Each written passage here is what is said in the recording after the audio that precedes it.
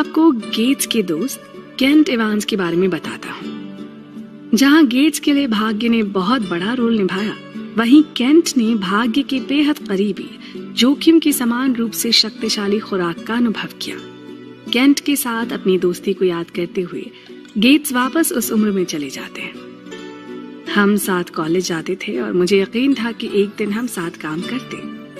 Kent gets और Elon के साथ माइक्रोसॉफ्ट के फाउंडर या पार्टनर भी हो सकते थे, लेकिन ऐसा हुआ नहीं।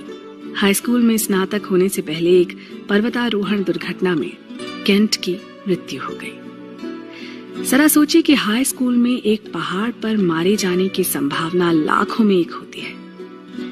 वहीं बिल गेट्स ने लेक साइड हाई स्कूल जाकर लाखों में से एक भाग्य का अनुभव किया। उतना ही बल, वही नतीजा, लेकिन विपरीत दिशाएं।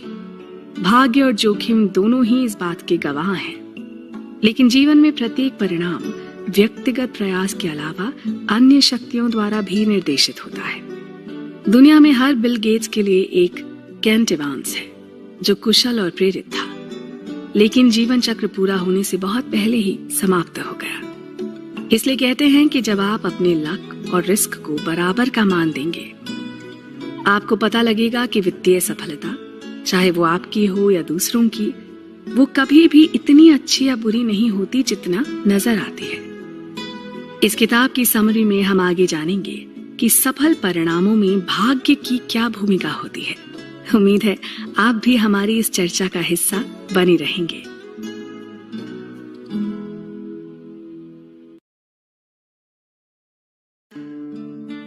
Luck by chance. वर्षों पहले जब अर्थशास्त्र में नोबेल पुरस्कार जीतने वाले अर्थशास्त्री रॉबर्ट शिलर से पूछा गया कि आप निवेश के बारे में क्या जानना चाहते हैं जिसे हम नहीं जान सकते, तो उन्होंने उत्तर दिया, the exact role of luck in a successful outcome, यानी सफल परिणामों में भाग्य की सटीक भूमिका। वास्तव में कोई नहीं सोचता कि भाग्य वित्तीय सफलता में क्या भूमिका निभाता है, और चूंकि भाग्य को मापना मुश्किल है और जो लोग सफल होते हों उनसे ऐसा कहना थोड़ा गलत लग सकता है, इसलिए बाय डिफॉल्ट हम अक्सर सफलता का श्रेय देने में भाग्य की बात नहीं करते हैं। नमस्कार दोस्तों, मैं हूं पल्लवी और आप हैं मेरे साथ मॉर्गन हाउसल की किताब द साइकोलॉजी ऑफ मनी की चर्चा में। आइए समझते हैं इस किताब का सार उन्हीं के शब्दों में। हम सरल कहानियों को पसंद करते हैं जो समझने में आसान होती हैं, लेकिन वो कई बार हमें भटका देती हैं। निवेशकों और कारोबारियों के साथ कई बरस बिताने के बाद मुझे पता चला कि किसी और की विफलता का ठीकरा बुरे फैसलों के सर फोड़ा जाता है, जबकि आपकी खुद की विफलताएं आमतौर पर इसलिए होती हैं क्योंकि आपने एक जोखिम भरा फैसला लिया।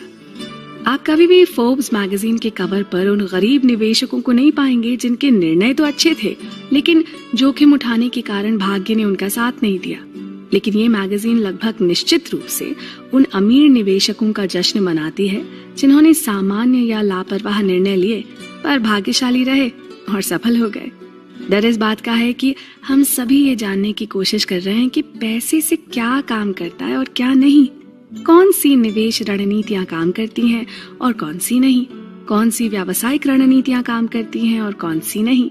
आप अमीर कैसे बनते हैं, आप गरीब होने से कैसे बचते हैं, ये सब वो सवाल हैं जो लगातार हमारे जहन में आते हैं और जवाब की तलाश में हम भटकते रहते हैं। सफलताओं और असफलताओं को देखकर हम ये कहते हैं, इसने जो किया वो करो, जो उसने किया उससे बचो। अगर हमारे पास जादू की छड़ी होती ना, तो हमें पता चलता कि इन परिणामों का अनुपात उन कार्यों के कारण होता है जो दोहराने योग्य होते हैं। लेकिन हमारे पास जादू की छड़ी तो है नहीं, हमारे पास दिमाग है जो आसान उत्तर पसंद करता है।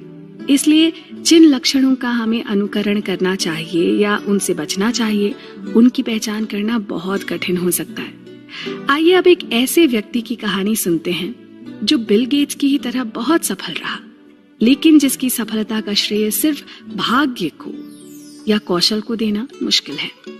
कोर्नेलियस वैंडरबिल्ट उन दिनों अपने रेल साम्राज्य का विस्तार कर रहे थे। उनके कुछ व्यापारिक सौदे अभी पूरे हो रहे थे कि उनके एक सलाहकार ने उनके पास आकर कहा कि उन्होंने कारोबारी लेन देन के लिए कानून तोड़ने तक की सहमति दी है। वैंडरबिल्ट का जवाब था, क्या आप जानते नहीं कि न्यूयॉर्क राज्य के अनुसार तो आप रेल मार्ग चला ही नहीं सकते। इसे पढ़कर मेरा पहला विचार था, शायद इस रवैये के कारण ही वो इतने सफल रहे, जबकि ये कोई शान की बात नहीं है। वैंडरबिल्ट बेतहाशा सफल होने के साथ साथ कानून की धज्जियां उड़ाने वाले के नाम से भी जाने गए। मुझे कानून की क्या परवाह है, वैंडरबिल्ट ने एक बार कहा था। क्या मेरे पास शक्ति नहीं है? यहाँ बोल्ड और लापरवाह के बीच की रेखा ना बहुत महीन है। भाग्य क्या है, कौशल क्या है और जोखिम क्या है, ये हल करना आसान नहीं है, लेकिन दो चीजें आपको बेहतर दिशा की ओर ले जा सकती हैं, और वो है, हमेशा ध्यान रहे कि आप किसकी प्रशंसा करते हैं और वैसा बने, और सावधान रहें कि आप किसे नीचा देखते हैं और उन जैसा बनने से बचना चाहते हैं। जब चीजें बहुत अच्छी चल रही हो ना, तो जान लें कि ये उतना अच्छा नहीं है